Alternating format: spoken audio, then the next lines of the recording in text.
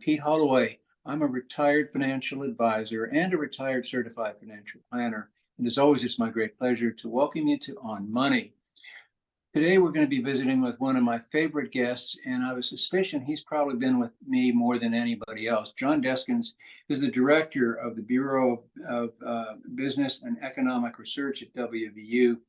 Another way to describe him is he's, I would believe, considered to be the chief economist for the state of West Virginia. Every year when the legislature meets, they have their opening ceremonies or whatever they do.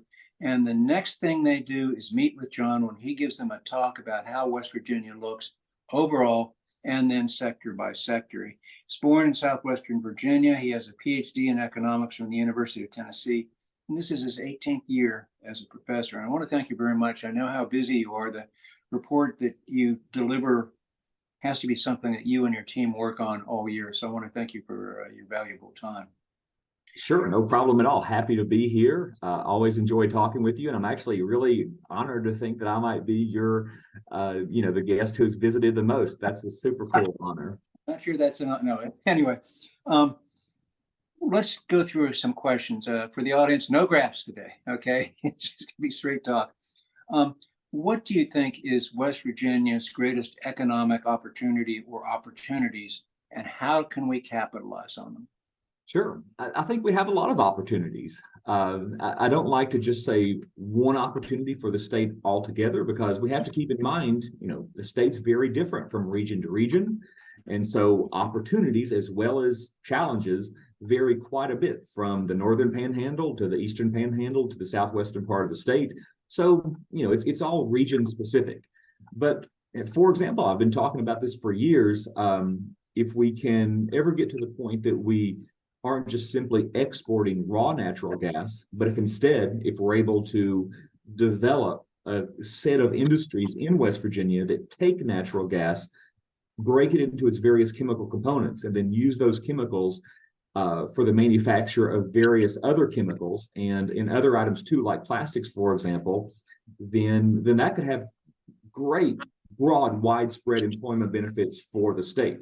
That would greatly increase the way in which our natural gas resource affects West Virginia's economy. That's one example that's, really suited to the state's, northern panhandle or northwestern region. In other parts of the state, we have tremendous opportunities around tourism.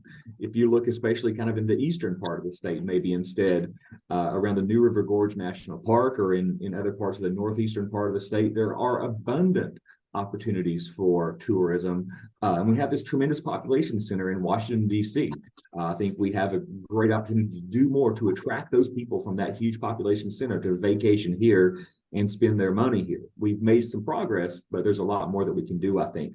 And there are other opportunities. In north central West Virginia, for example, we have a very strong healthcare sector. We have opportunities around kind of high technology industries or research-based industries. We already have a core of that activity in north central West Virginia, but there's a lot more opportunity, more that we can attract to our state. Other things, we've made some progress with attracting remote workers, people who have jobs in other states, but they come to West Virginia to live and work remotely. They can keep their job, they can bring their money to West Virginia, but they can enjoy West Virginia's quality of life, they can enjoy our outdoor amenities, they can enjoy our low cost of living and other advantages like that. So, what is that? That's 4 examples, but those are kind of 4 of the things that get me excited about our state's opportunity over the long term. That's really terrific. Now we got to go to the flip side. What are the state's biggest challenges? Well, we have some challenges that are obvious, things like, poor infrastructure, for example. In many parts of the state, it takes kind of a long time to get from point A to point B because of poor kind of road or highway infrastructure, windy roads, small, kind of barely 2-lane roads. That's obvious. That's kind of the one that it's not too hard to wrap your head around. Other types of infrastructure too, just to throw it out, poor broadband infrastructure in many parts of the state is a real challenge to economic development in West Virginia. But the challenge or the threat that I really emphasize a lot myself is human capital. You have to remember, if you want to attract a business to West Virginia, that business wants a lot of things, right? It wants a good tax environment. It wants a good regulatory environment. It wants proximity to markets. It wants whatever else. One thing that's for certain is a business will never come here unless it's confident that it can find the workers that it needs. And when I say the workers that it needs, I'm talking about workers who are healthy, educated, drug-free, well prepared for the workforce or for that job. So without a quality workforce, it's going to be a real deal breaker for economic development in many ways. Furthermore, take that, you look at the statistics in West Virginia, and the statistics are pretty clear that we lag in many ways in terms of human capital. Just in general, the biggest statistic that I emphasize there is labor force participation. Labor force participation captures the share of the adult population that wants to work. It doesn't even focus on whether they are working or whether they're just looking for work, but just the share of the adult population that wants to work in the first place. And if you look at that statistic, as I've said on this show before, West Virginia is 50th among the states. We have the worst workforce participation rate in the country, and that's really bad for economic development. But the reasons that we, lag, the reasons that we're last among the states, largely relate to human capital, poor education outcomes. The story goes, there's a lot of people in West Virginia who I think want to work. They want to, earn a living. They want to contribute. They want to have a high quality life. But for whatever reason, they don't have the education or the training or the job preparedness that they need to get hired. So they're not even looking for work in the first place. They've fallen outside of the workforce because of that workforce preparedness deficit. That's one reason that's keeping people out of the workforce in our state. Another reason is health. If you look at overall mortality, the broadest measure of health, or if you look at obesity or diabetes or cancer or smoking or lack of physical exercise, West Virginia is somewhere between 45th and 50th among the states in terms of all of those metrics. That's bad. That's, that causes so much suffering on just a personal level, because we don't want people in our state. We don't want our friends and neighbors to, suffer from poor health outcomes. But it's, from an economic development perspective, it's keeping people out of the workforce. It's making it harder, for potential business to find the workers that it needs if we have all these poor health outcomes, high disability rates too, for example. And a third reason for this labor force participation deficit, a third concern surrounding human capital, is drug abuse. This is a really sad one. We know about kind of the opioid crisis. We know about how drug abuse has kind of really plagued our society in so many ways.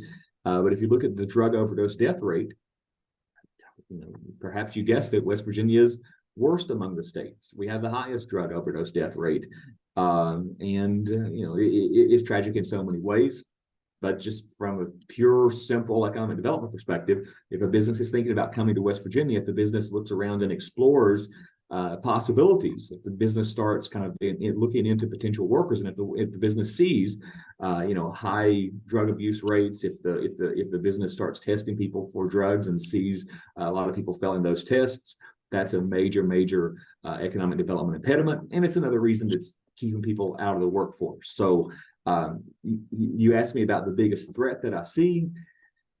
I think it's human capital. That's such a big threat because that's something that's hard to fix. It takes a long time to fix something around poor education outcomes or poor health outcomes or a real bad drug abuse problem. It's not something we can change overnight. That's why I view it as such a important threat. Yeah, since we've been working together, you've pretty much been pounding the table about that one statistic. Yeah. And, it would be nice if we could get some things changed around. We have the opioid settlement dollars coming in that hopefully will help a little bit with the drug issue, but we'll have to see. I sometimes I feel bad about being a broken record in terms of continuing to emphasize this labor force participation issue, but we haven't improved. I mean, I've been doing this job since 2013. It's been 10 years now that I've been in this position at WVU, and we were 50th among the states then. We're 50th among the states now. So I hate to sound like a broken record, but I'm going to continue to emphasize it until we at least move to maybe 40th place. I don't know, but I want to see some progress. Well, please keep it up. Speaking of spending, and you'd mentioned this a little earlier, broadband, $1.2 billion is going to be coming into the state to be spent on broadband. There was an article on Metro News today talking about a conference that's being held in Charleston about the specific issue. With that much money, you can bet a lot of people are looking at the state. How do you think this is going to impact things? And if you were in charge of that committee, how would you allocate those dollars, just in percentages? Oh boy. Gotcha. Well, let me answer the first part first, because I think the second question is harder. I don't know exactly what the impact of this is going to be, but I do know this. I know that in the modern era, broadband infrastructure is crucial for economic development. It's pretty plain to see nowadays in 2023 that if an area doesn't have broadband, it's just a deal breaker for economic development. Businesses are simply not going to locate in an area that doesn't have sufficient broadband, no matter what the other positives are. It's a deal breaker, and people won't locate in an area that doesn't have strong broadband. So it's an absolute deal breaker. The counties or the regions in West Virginia that don't have broadband today or have really, really weak internet access, those are off the table for economic development, to be very frank and blunt about it. And so this infrastructure investment that will expand broadband access to many parts of our state, I think, it's bringing those regions back into the mix in terms of potential economic development. So it's kind of hard to understate the importance of that. I mean, we're bringing these counties, these regions back onto the table in terms of potential places for business location or just people location. That's important. It's hard to estimate exactly, what the impact will be of introducing broadband into a county that doesn't have it today. But we do know that first piece is hard to imagine. In terms of how to allocate the funding, I have no idea. I would just look at it very objectively. I would look at a map of West Virginia, and I would try to get the best data I could possibly get on where broadband is already okay. For example, in Morgantown, it's pretty good. I'm on Morgantown internet right now, and it's just fine. But in many parts of the state, it's just non-existent, as I understand it. So I'll just, as objectively as possible, look across the state map and try to make the most of those dollars to expand broadband to as many West Virginians as possible. Yeah, the article mentioned they had 270,000, in other words, more than 250,000 addresses that had to be addressed to get broadband. And that's a lot. $1.2 billion, you write that number down, you can do a lot of stuff with it. Let's change subjects again a little bit. Coal. This state has been based on coal for the last century plus. However, coal use is declining. It seems everyone wants to get rid of the power plants and so forth. So it's going to be going down in its economic importance to the state. Something has to replace it. Do you have any thoughts on what those industries might be, or what are you seeing? It's kind of similar to my first response. There's not one thing that's replacing coal, certainly not. The answer is very region specific. What we see in the northwestern part of the state to kind of replace lost coal jobs there, although coal production has been more stable in the northern part of the state, so I don't want to overlook that. But anyway, the new industries that are growing and developing in the northeastern part of the state are very different than what we see happening in the southwestern part of the state. Again,